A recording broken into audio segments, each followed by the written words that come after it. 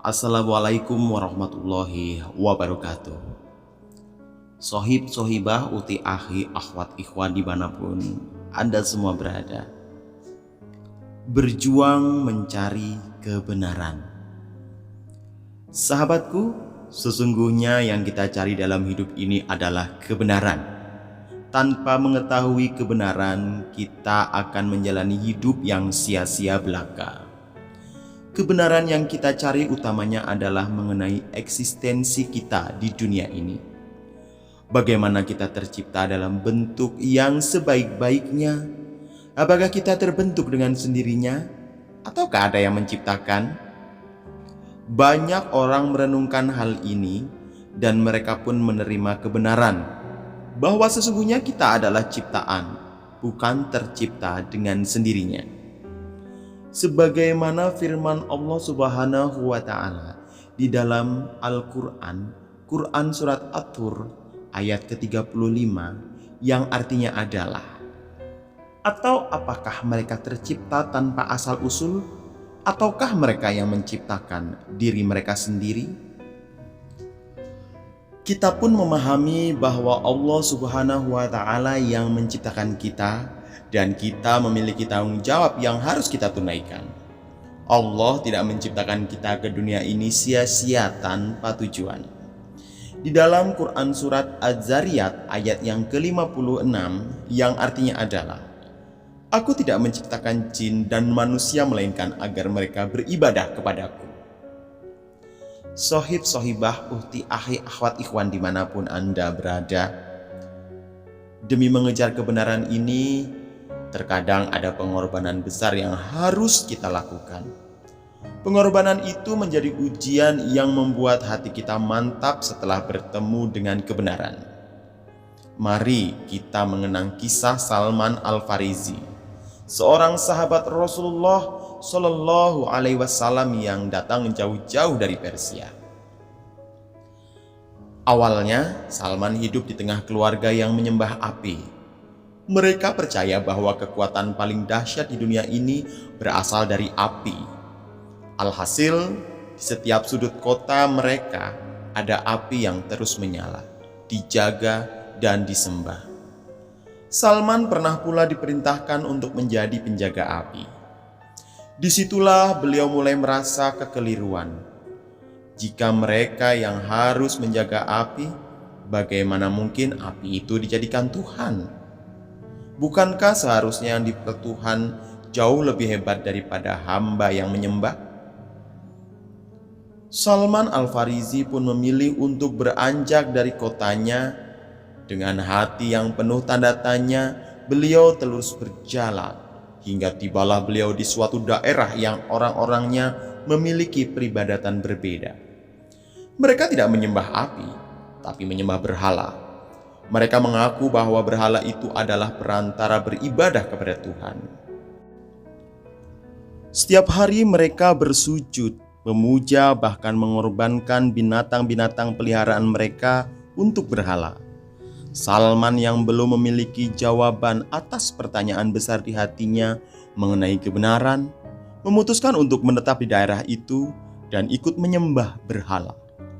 Beliau beribadah sebagaimana penduduk daerah itu beribadah. Sahabat-sahabatku, lama-kelamaan Salman Al-Farisi kembali merasakan gejolak yang dahsyat di hatinya. Ketenangan yang didambakan sejak lama tak juga dirasakannya, walaupun beliau sudah beribadah dengan sebaik-baiknya. Beliau terus berpikir tentang kebenaran yang seharusnya beliau temukan. Sampai suatu ketika, menyeruaklah kabar mengenai seorang nabi dan rasul yang baru saja diangkat, yaitu Rasulullah Muhammad Sallallahu Alaihi Wasallam. Maka berangkatlah Salman Al-Farisi menuju Mekah. Harapan besar tersimpan di hatinya bahwa Rasulullah yang akan membimbingnya menuju kebenaran. Sesampainya di Mekah, Salman Al-Farisi bertanya mengenai Rasulullah Shallallahu Alaihi Wasallam kepada siapa saja yang beliau temui. Namun tidak ada seorang pun yang langsung menjawab. Mereka justru bertanya apa maksud Salman mencari Rasulullah. Dengan izin Allah Subhanahu wa Ta'ala, Salman mencium gelagat buruk dari mereka. Jika beliau mengatakan bahwa beliau ingin bertanya tentang agama, mereka pasti tidak akan memberikan jawaban yang jujur. Karena itu, beliau terlebih dahulu meyakinkan mereka bahwa beliau berada di barisan mereka. Beliau hanya ingin tahu di mana Rasulullah berada. Benar saja, mereka lalu memberitahu bahwa Rasulullah berada di Madinah. Tak membuang waktu, Salman Al-Farisi segera beranjak dari Mekah menuju Madinah. Perjalanan panjang kembali ditempuhnya. Kepenatan kembali merongrong raganya. Namun sesampainya di Madinah, Salman langsung merasakan kepuasan yang tidak sanggup dijelaskan dengan kata-kata. Begitu memeriksa cincin kenabian di dada Rasulullah Shallallahu Alaihi Wasallam, Salman langsung yakin bahwa beliau adalah utusan Allah Subhanahu Wa Taala yang akan membimbingnya di jalan kebenaran. Sejak saat itu, Salman menetap di Madinah bersama Rasulullah. Salman selalu terlibat dalam setiap peran penting yang mesti dijalankan. Yang paling bersejarah, Salman menyumbangkan ide untuk membuat parit sebagai cara menghindari serangan musuh pada perang Ahzab. Semoga Allah Subhanahu wa Ta'ala mencurahkan kebaikan pada Salman Al-Farisi yang telah menjadi contoh bagi kita tentang kegigihan dalam mencari kebenaran.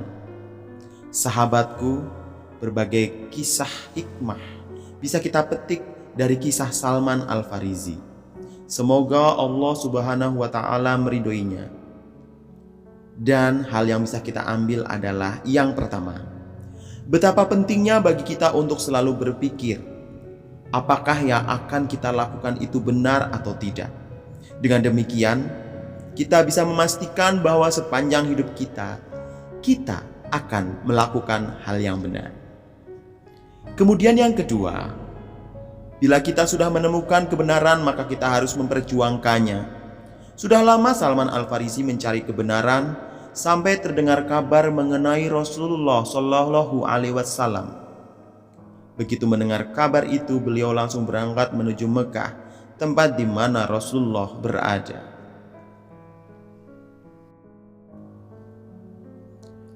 Sayangnya, di Mekah beliau tidak bisa berjumpa dengan Rasulullah, sebab ternyata Rasulullah sudah berangkat ke Madinah. Namun perjalanan yang panjang tidak menyurutkan tekadnya untuk menemui Rasulullah. Perjuangannya itu pun dibalas oleh Allah Subhanahu wa Ta'ala dengan hidup yang bermakna. Kemudian yang ketiga, berkontribusi besar dalam menegakkan kebenaran. Salman Al-Farisi selalu terlibat dalam upaya-upaya penting menegakkan agama Allah Subhanahu wa Ta'ala.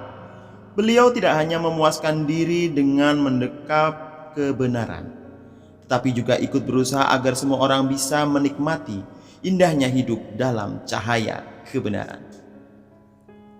Bila kita sudah menemukan kebenaran, maka kita harus memperjuangkannya.